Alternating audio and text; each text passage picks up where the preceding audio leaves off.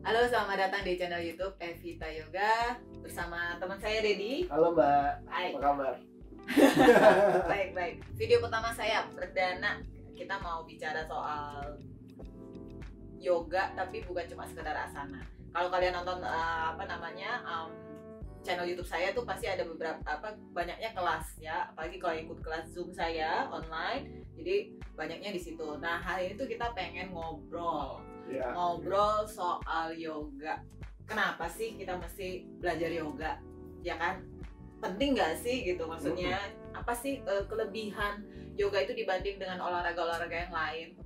Ya, karena banyak banget di luar sana itu masih kadang-kadang tuh masih berpikir bahwa yoga itu kan cuma meditasi, duduk diam gitu. Yoga itu kan cuma buat perempuan kayak gitu, ya kan? Nah, tapi kalau dia sekarang yoga itu bukan cuma untuk perempuan, bukan cuma meditasi. Boleh dibilang yoga itu udah kayak olahraga, ya, olahraga tubuh, mengolah tubuh, tapi bukan cuma tubuh, tapi pikiran dan nafas. Gitu. Makanya ada beberapa hal kenapa kita mesti latihan yoga, ya. Nah, yang pertama mau kita bahas itu soal nafas.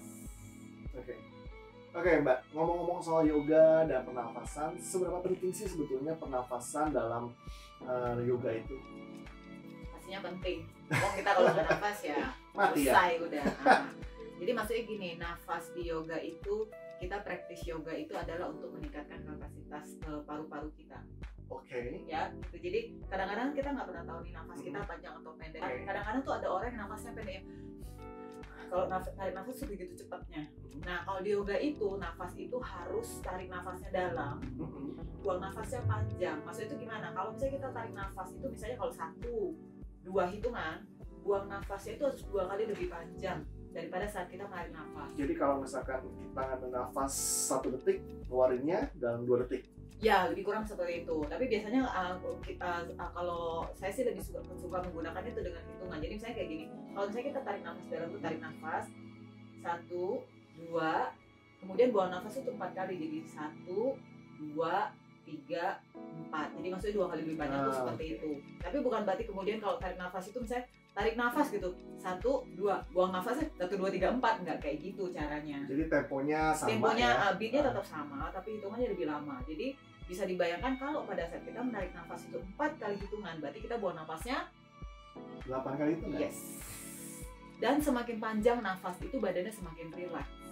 Nah, di yoga itu otot badannya walaupun kita melakukan postur, asana dan segala macam itu, otot badannya tetap harus rileks. Karena once badan kita rileks, pikirannya juga rileks. Kalau misalkan kita baru mulai yoga nih Mbak, itu kan biasanya badan masih menyesuaikan diri, masih tight ototnya, gimana bisa rileks ya gitu? Sebisa mungkin kita harus membawa pikiran kita pada nafas, kepada pikiran itu dibawa ke rongga hidung dan segitiga di bawah hidung.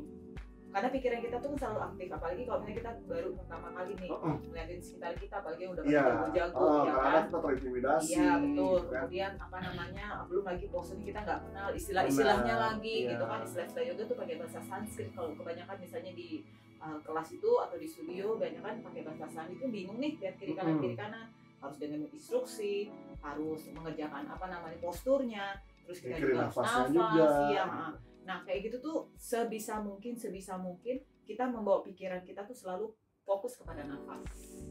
Kayak gitu. Pasti memang badan kita misalnya, aduh kok lama banget sih posturnya nahannya kayak gitu. Aduh kakinya udah panas nih, aduh gini itu gitu segala macam lah kayak gitu.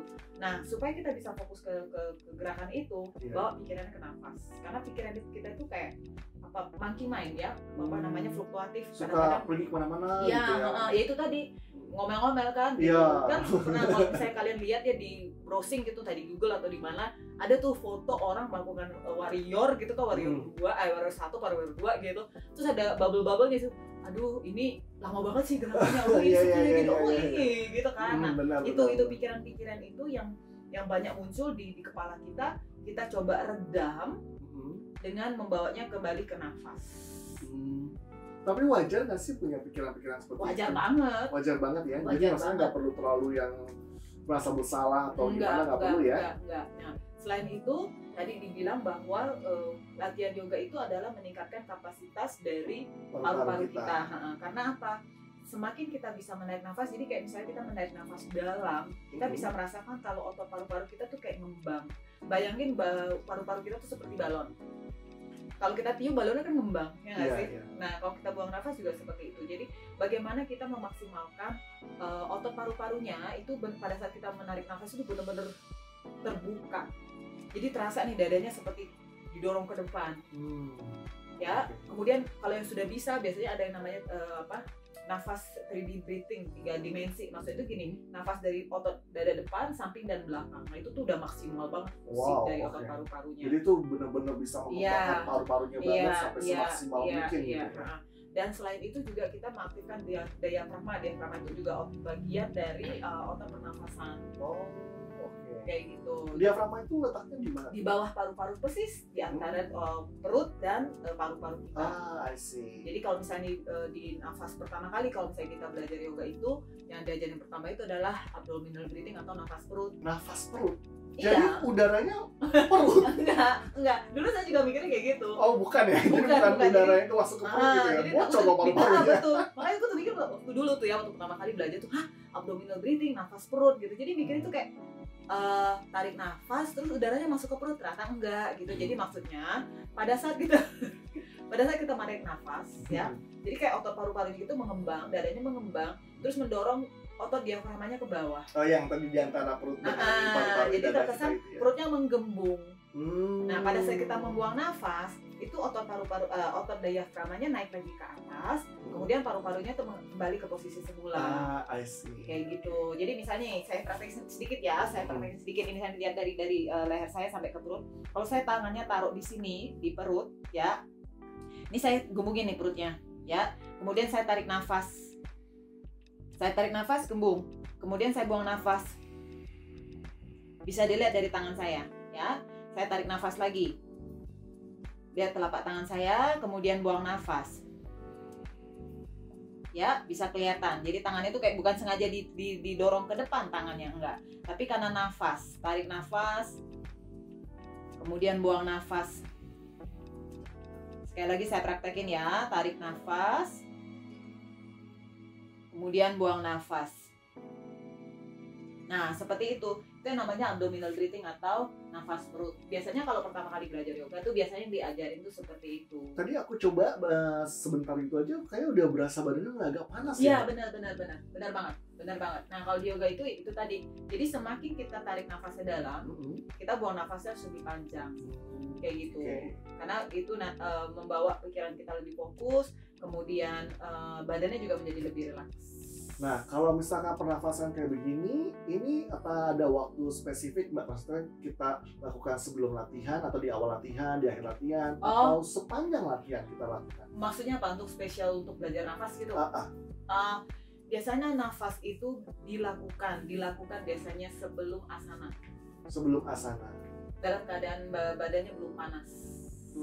Berarti kurang lebih di awal-awal. Iya, makanya biasanya kalau di awal-awal kelas biasanya kita disuruh duduk diam, fokus ke nafas, karena bukan hanya kita belajar nafas, kita berusaha untuk centering.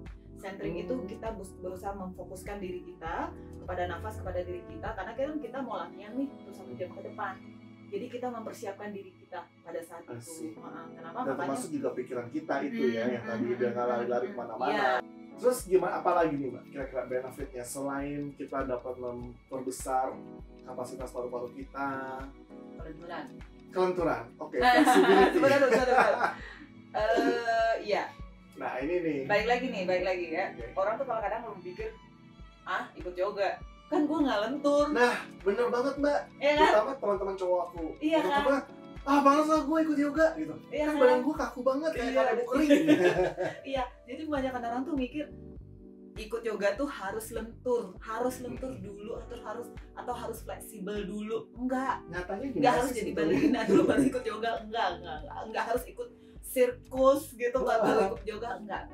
Saya juga bukan tipikal orang yang berbadan lentur atau fleksibel gitu ya. Awal-awal juga nggak bisa backbend, nggak bisa cium lutut gitu. Kadang-kadang ada juga, iya Mbak aku kan nggak bisa pegang jari kaki atau apa gitu. Ya jadi kadang kalau ikut yoga tuh nggak harus lentur dulu kok.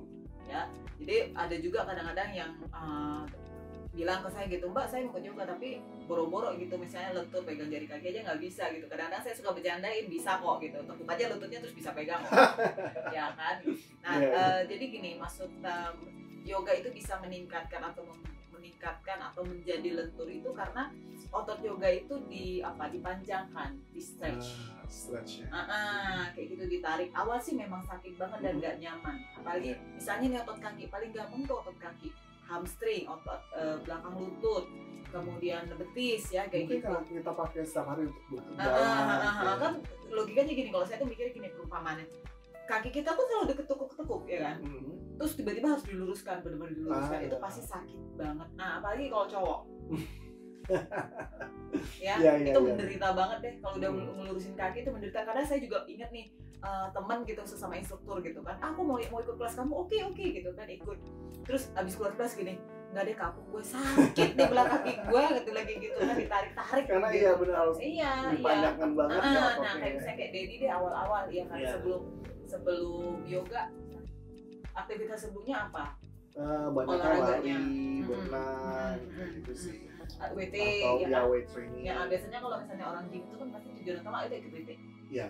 Ya kan? Kelas tuh udah nomor sekian deh ngelihatnya. Benar. Ya kan? Dan kalau misalnya orang ikut gym tuh pasti yoga apaan sih? Pasti nggak menarik buat orang. Iya. Rata-rata mungkin kalau teman-teman aku mikirnya itu buat cewek atau kayak karena tadi Mbak bilang butuh fleksibilitas ya, aku gitu. Ya. Nah kalau Dedi sendiri waktu itu gimana? Kebetulan waktu itu aku karena ada cedera sedikit di hamstring. Ya aku ingat itu. Jadi dulu di ikut kelas aku ini gara-garanya nggak tahu kenapa, terus tiba-tiba habis kelas lapor, Mbak aku kayaknya ketarik di mana gitu ya, di hamstring ya. Pokoknya gitu deh. Terus saya hukum dia untuk stretch kakinya pakai tembok. Dikasih PR loh. Terus ya. Ya itu sih dari awal situ, jadi akhirnya ternyata benefitnya bagus banget, terutama untuk fleksibilitas juga meningkat jauh dari yang nggak bisa. Iya betul. Nah karena otot laki-laki dan perempuan itu beda. Oke. Bedanya bagaimana? Nah sekarang antara kamu sama saya aja. Ya kan? Jadi badannya lebih besar atau apa gitu. Biasanya kalau cowok itu kalau mau nge-gym biasanya ototnya lebih ngebentuk kayak gitu ya. Sementara kalau cewek tuh, kecuali kalau misalnya dia dibantu suplemen, ototnya baru bisa kebentuk. Tapi kalau hanya misal olahraga biasa itu jarang sekali. Kayak gitu. Jadi kondisi otot perempuan dan laki-laki pasti berbeda. Makanya kalau misalnya olahraga gitu ya, tujuannya misalnya untuk ngebentuk otot yang bakal kayak gitu. Kalau yoga tuh agak sedikit berlawanan.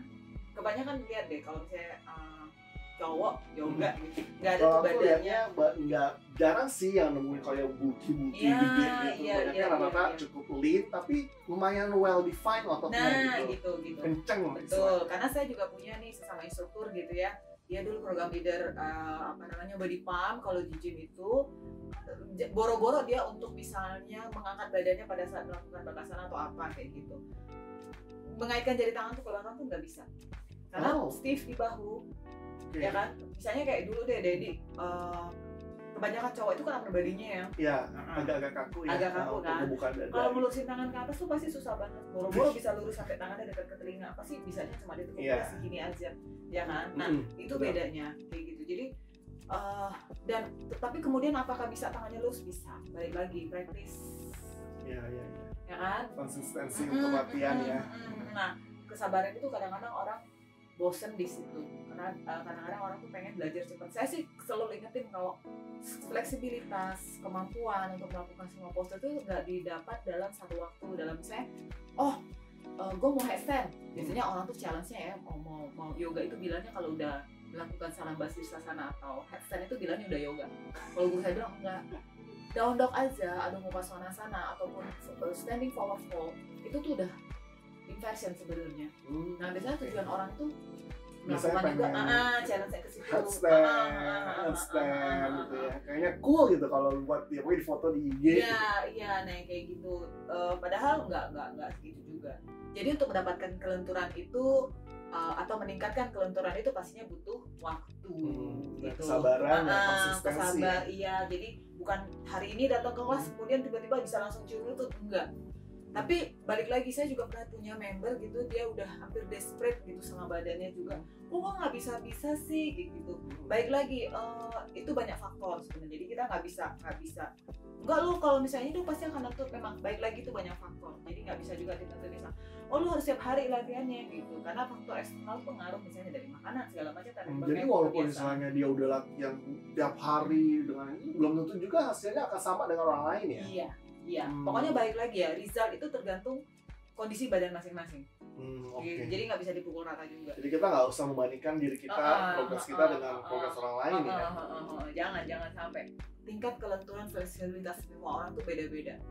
Kayak gitu. Mungkin juga misalnya teman-teman di luar sana tuh banyak yang lihat, wah gila dia jago backbendnya, gitu kan. Tapi ada juga, wah gila dia jago handstandnya, unbalance-nya, twistingnya. Kadang-kadang setiap orang itu juga ada spesialisasi. Kalau saya bilang spesialisasi itu gini, ada kesukaan. Jadi kadang-kadang boleh jadi misalnya dia jago banget di backbend tapi dia kurang suka, atau dia lentur banget atau bisa banget di backbend, atau kadang-kadang ada juga orang yang born to be flexible tuh, ada yang juga kayak gitu. Jadi kayak boneless, kalau saya bilang tuh kayak boneless kalau saya bilang. Kadang-kadang saya bilang, aduh itu kayak di presto ya. Kayak gitu. Lapar nih. Nah gitu, jadi kayak gila gitu badannya tuh, tapi ada juga orang yang memang born to be flexible. Ya, jadi dia punya natural talent ya. Iya, itu tuh kayak gift. Kalau kayak gitu tuh kita yang we have to respect lah kayak gitu, keren banget kayak gitu. Tapi balik lagi kita jangan compare. Ya, jadi kalau kelenturan itu yang pasti kita harus menyesuaikan dengan kemampuan kita masing-masing. Kayak gitu. Yang intinya gini, jangan pernah compare. Kalau mau bercompare atau kalau mau membandingkan atau mau berkompetisi gitu, berkompetisilah dengan diri sendiri. Kita lihat nih progres kita sebelumnya kayak Dedi. Sebelumnya boro-boro gitu kan bisa melakukan, atau pose-pose yang sekarang bisa Dedi lakukan. Kayaknya dulu tuh kayak looks impossible gitu, kayaknya nggak mungkin banget. Gue nggak bisa mungkin lentur, gue nggak bisa pegang ini, gue nggak bisa backbend. Biasanya kalau cowok tuh kendalanya biasa di hips, ya nggak sih, di punggung, backbend itu susah banget kayak gitu. Karena balik lagi yang big muscle atau segala macam. Jadi itu semuanya butuh proses kayak gitu. Keren ya Mbak ya, yoga itu ya. Bisa jadi lentur ya, walaupun awalnya belum kali. Kalau saya tuh kalau dari sisi perempuan sih ya pasti gitu, tapi balik lagi ya setiap orang beda-beda. Iya, Selain itu apa nih Mbak? Selain kelenturan, selain kita bisa nafas juga jadi lebih oke. Kalau dari Dedi sendiri gimana? Kalau aku mungkin ya lebih aware dengan muscle aku sih. Jadi istilahnya kayak misalkan aku ngerjain sesuatu hal gitu ya, atau aku berjalan aja deh gitu, aku bisa jalan lebih tegap, lebih aktif kakinya, otot kakinya, jadi nggak gampang limbung gitu. Kalau misalkan ditoel orang istilahnya dulu tuh jatuh. Kalau ditoel orang gimana? Oke, nggak tahu deh. Saya pecinta damai. Nah, ya kayak gitu. Iya, betul. Jadi kalau di yoga itu juga selain kelenturan, itu tuh jadi aware sama muscle-nya. How to use the muscle gitu. Maksudnya gini, kita belajar standing deh, berdiri, ya kan? Kita posisi berdiri yang paling simple, kita setiap hari berdiri. Tapi seberapa aware sih dengan kita dengan posisi berdiri kita? Dalam arti itu gini, kadang-kadang kan kita tuh berdirinya miring kiri, miring kanan. Apalagi udah ketemu tembok Mbak. Iya, apalagi kalau udah ketemu tembok senderan deh langsung gitu kan. Terus kalau duduk gitu, duduknya nggak mau tegak. Ini kalau kalian dari tadi tuh lihat saya nih badannya duduknya tegak, jadi nggak bisa lagi kayak gini. Pegel kalau saya duduk bungkuk kayak gini, pasti badannya selalu mau tegak. Tapi kalau kita yang belum terbiasa ngeliatin sofa empuk sedikit, pasti langsung senderan makin lorot PW ya, PW kayak gitu. Jadi kita tuh lebih aware sama muscle-nya. Jadi kayak misalnya tadi saya bilang, misalnya posisi standing, kita nggak pernah tahu kita tuh menempatkan berat badan itu di kiri atau lebih banyak ke kanan. Paling gampang tuh ngeliatin dari sepatu. Biasanya sepatunya lihat deh. Jadi soalnya yang mana yang lebih cepat habis, berarti itu yang kita tekan lebih banyak. Biasanya gitu kan, biasanya gitu. Iya. Iya kan. Terus kadang-kadang berasa gini, kok kakiku panjang sebelah sih? Oke. Pernah nggak dengar kayak gitu? Iya kan. Sebenarnya bukan panjang sebelah. Kita tuh semuanya tuh apa ya, sama, cuma balik lagi karena kebiasaan kita duduk miring segala macam, jadi terkesan pendek, kakinya panjang sebelah. Atau misalnya kok kayaknya badan aku tuh melengkung deh, atau kayaknya miring, terus berasa kayak skolio atau apa gitu. Sekarang skolio itu bukan hanya bawaan lahir, tapi kayak habit, kebiasaan buruk kita. Karena kebiasaan yang terus-menerus terjadi tanpa kita sadari. Jadi kayak misalnya kita bawa nih, apalagi perempuan atau apa gitu, kalau punya baby kan kayak gendong, otomatis badannya kayak gini. Terus bahunya jadi kayak pendek sebelah. Saya juga dulu karena suka bawa tas satu sisi, jadi cenderung bahunya tuh agak turun ke bawah, terus kayaknya sebelah sini tuh lebih pendek kesannya gitu loh. Nah karena belajar yoga lama-lama tuh dibenerin. Nah itu yang kita lebih aware sama muscle-nya, lebih tahu oh ya postur badan tuh harus gini, gitu. Terus kalau misalnya kita dalam melakukan olahraga deh misalnya atau aktivitas sehari-hari seperti tadi misalnya Dedi bilang melakukan aktivitas sehari-hari misalnya sesimpel kita misalnya ngangkat barang gitu, kadang-kadang kan kita nggak pernah main angkat aja gitu. Tapi kalau misalnya kita aware sama muscle-nya gitu biasa akan menekuk lutut. Ya kan? Supaya kita bisa menggunakan otot kakinya gitu. Jadi kita tidak menaruh berat badannya di lower back betul atau di punggung bagian bawah atau lumbarnya. Apalagi kalau perempuan, aduh itu paling sering banget. Kadang-kadang juga orang pekerja kantoran duduk lama juga ya kan. Itu basah banget tuh lower back kayak aduh habis kalau lagu tuh aduh kayak gitu apa pegel di bahu, pegel di leher segala macam. Tapi kalau kita aware sama otot badannya, biasanya tuh kalau misalnya kita, aduh udah pegel nih, oke aku harus stretch gitu, stretching di entah lehernya dibawa di stretch ke kiri ke kanan atau tangannya agak di stretch seperti itu. Terus kalau misalnya di olahraga itu kayak misalnya saya punya di share gitu sama member yang kebetulan awalnya juga dia nggak pernah ikut yoga gitu, kemudian dia ikut kelas saya. Terus waktu itu lucu banget gitu loh. Jadi tujuan dia ikut yoga pertama kali itu nggak apa tuh? Mbak aku mau ikut yoga, oke boleh gitu. Tapi aku mau handstand, dia langsung kayak gitu, gila nggak? It happens gitu, itu benar-benar kejadian dan saya tuh langsung bilang, oh oke nggak apa-apa gitu. Tapi sebelum kamu melakukan handstand gitu kan, karena dia merasa enggak aku kuat nih, aku suka angkat beban, dia bilang gitu. Jadi dia feeling strong gitu, merasa kuat. Jadi dia merasa percaya diri juga. Kayak gitu kok pasti bisa kok, gampang lah kayak gitu kan gitu. Terus oke, saya bilang nggak apa-apa gitu, dan dia ikut kelas saya ya gitu deh gitu. Aku nggak tahu nih kalau dari Dedi deh gitu kan kelihatannya. Jadi orang big muscle, sorry ngomong banget nih, bukan mendiskreditkan orang-orang yang melakukan WT atau segala macam. Kadang-kadang big muscle itu belum tentu juga dia bisa melakukan gerakan yoga. Iya kayaknya kan? Mungkin untuk kayak handstand sendiri itu ada banyak hal yang jadi faktor ya selain kekuatan Iya, bukan sekarang kita bukan hanya sekedar bicara handstand ya. Posisi simpel kayak misalnya posisi standing pose, standing balance itu kalau misalnya di yoga itu bisa kayak tree pose, tahu kan ya posisi tree pose, posisi pohon itu loh yang lapangan. Atau misalnya kayak posisi warrior 2, warrior 3 itu buat sebagian orang yang kelihatannya gampang, cuma kakinya dibuka, coba deh tahan 5 atau 10 nafas itu pasti kakinya udah shaking banget. Ya. Itu berhubungan dengan aktivasi otot ya? Iya banget. Jadi kalau di yoga tuh otot itu kayak kalau saya tuh selalu bilang, dan guru saya juga selalu ngajarin bahwa itu kayak kita membawa dari luar ke dalam kemudian dipanjangkan. Nah itu bedanya kalau kita bisa angkat beban ataupun olahraga lari segala macam. Karena kebetulan saya juga dulu sempat suka sama lari gitu ya, tapi bukannya kayak ikut 5, 10 or 42K, enggak. Cuma keliling komplek doang 5 kilo. Tapi setelah yoga ya kan, saya berhenti tuh. Karena apa? Setiap kali saya habis lari, kemudian kan stretching nih, otot pahanya panas banget, sakit. Terus boro-boro saya misalnya paling gampang tuh ada low lunges kalau di yoga tuh namanya Anjaneyasana.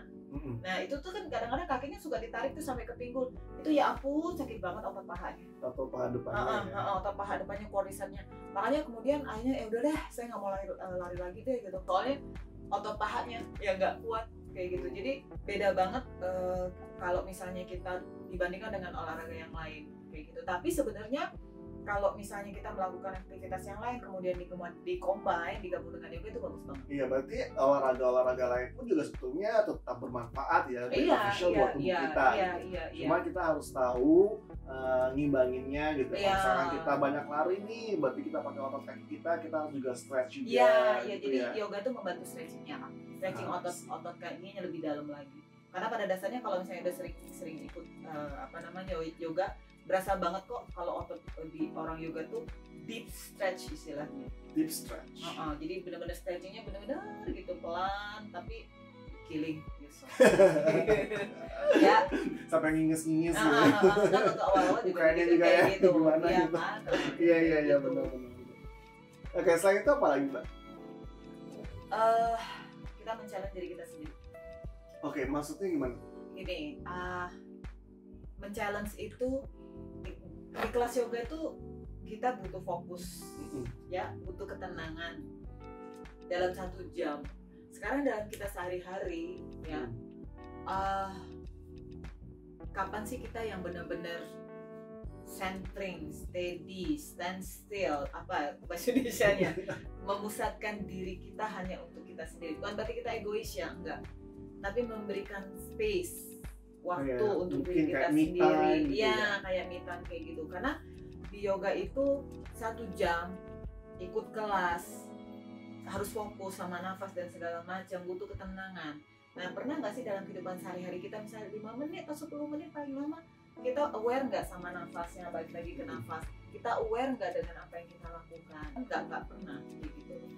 Nah, seperti itu. Jadi kayak menjalankan diri sendiri itu adalah memberikan kesempatan sama diri kita sendiri untuk bisa mempelajari kita, gitu, nafas kita, badan kita, mengeksplor badan kita, gitu loh. Karena kita tuh nggak pernah tahu loh, sebenarnya kita tuh mampu.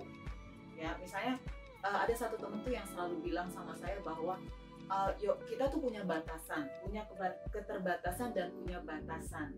Tapi dengan yoga kita bisa melewati batasan itu. Dalam arti gini, pertama kali ikut yoga biasanya tuh kita berasa nggak mungkin kita untuk melakukan postur-postur yang wow banget deh, ya kan, yang udah menurut orang mungkin kayak akrobat gitu. Menurut kita yang beginner, yang baru pertama kali belajar yoga, itu kayaknya nggak mungkin banget.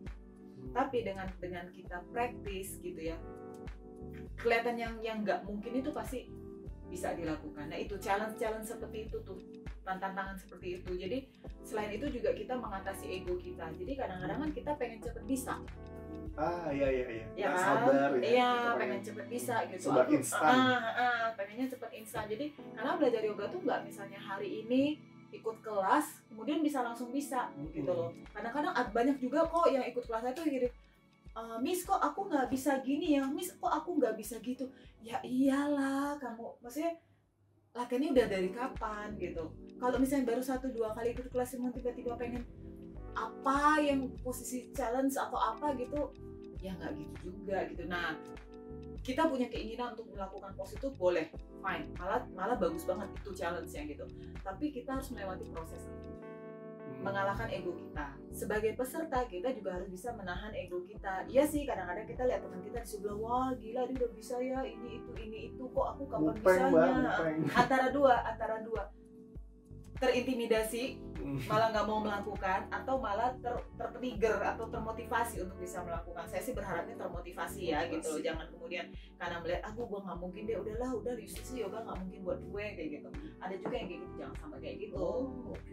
Gitu. Jadi yoga itu juga kalau menurut saya men-challenge diri sendiri itu yang lebih ke situnya ya. Itu kan kalau dari men-challenge diri kita ya, Mbak. Kalau misalkan yoga dengan pikiran gimana, Mbak? Dengan pikiran. Yang pasti gini, balik lagi, yoga itu pasti bukan dikonotasikan. Biasanya selalu diartikan mind, body, and breath. Itu pasti mind, body, and breath. Ya, pasti 3 kesatuan itu pasti tidak akan terlepas. Tadi di awal kita udah ngomong, tadi kita sudah ngomong nafas toh. Nafas itu yang membuat kita menjadi lebih centering.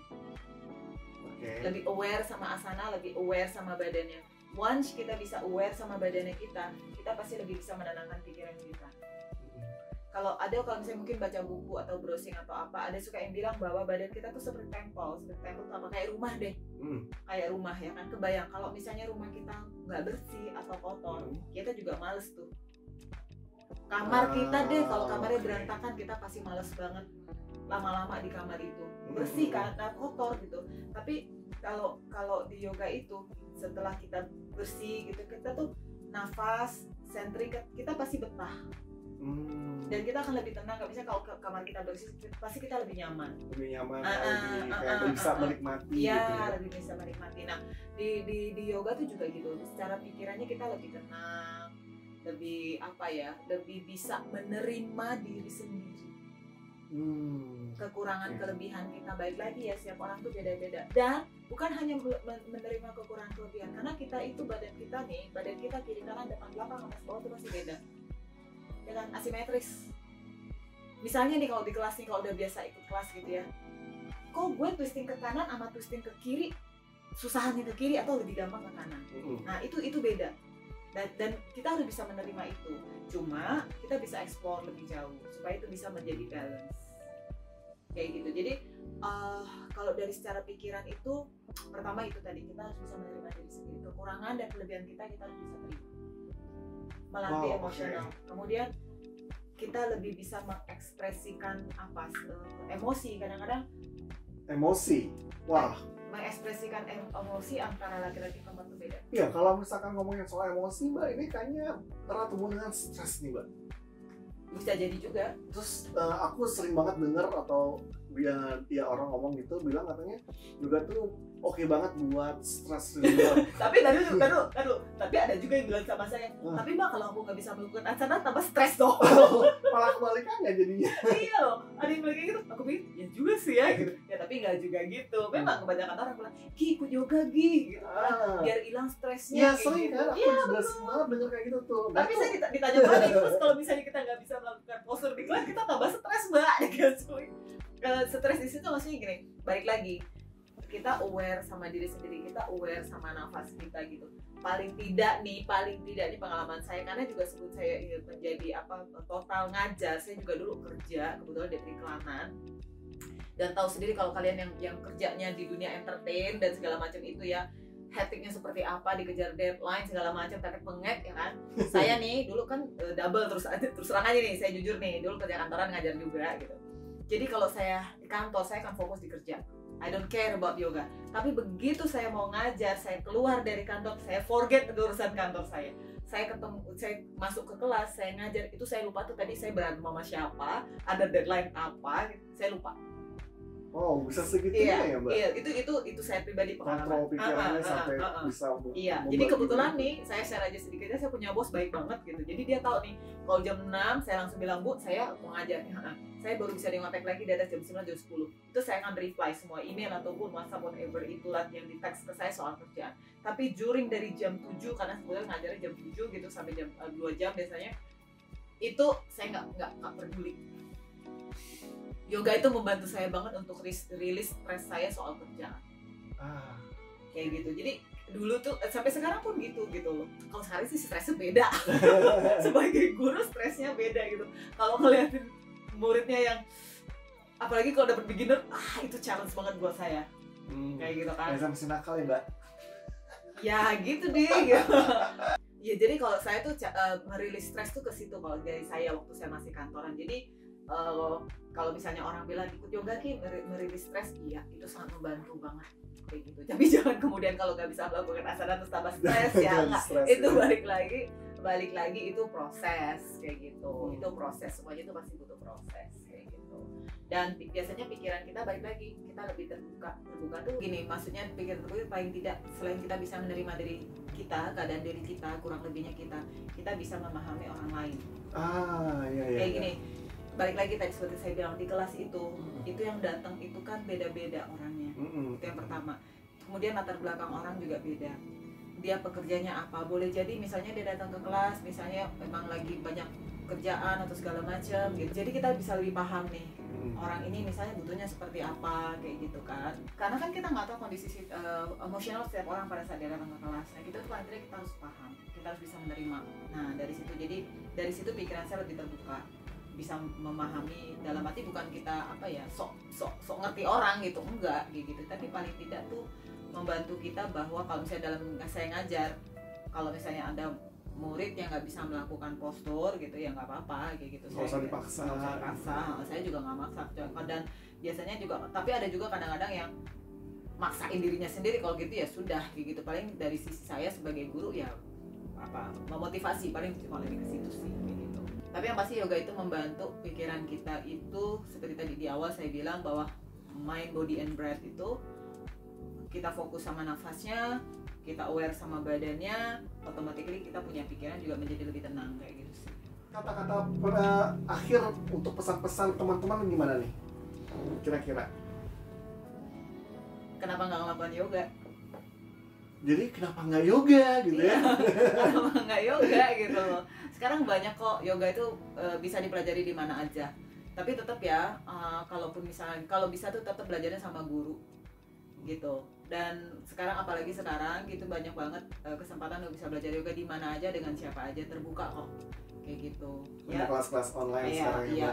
Iya. Nah jadi kesimpulannya dari obrolan kita hari ini gitu ya. Jadi tadi itu sebenarnya kita tuh ngebahas kenapa sih kita harus yoga. Pertama nih kalau saya rangkum dari awal kita ngomong tadi tuh, pertama tuh ya kita melatih paru-paru kita, meningkatkan kelenturan atau paling tidak meningkatkan fleksibilitasnya. Kemudian apa tuh tadi itu kita men-challenge diri sendiri juga. Men-challenge diri sendiri tuh yang tadi mengatasi ego kita gitu loh. Kemudian kita juga kita jadi lebih aware sama otot badan kita. Kemudian juga terakhir kita lebih pikiran itu lebih terbuka aja. Maksudnya bisa lebih menerima keadaan diri sendiri. Itu yang paling penting. Jadi kira-kira seperti itu teman-teman di luar yang menonton YouTube ini.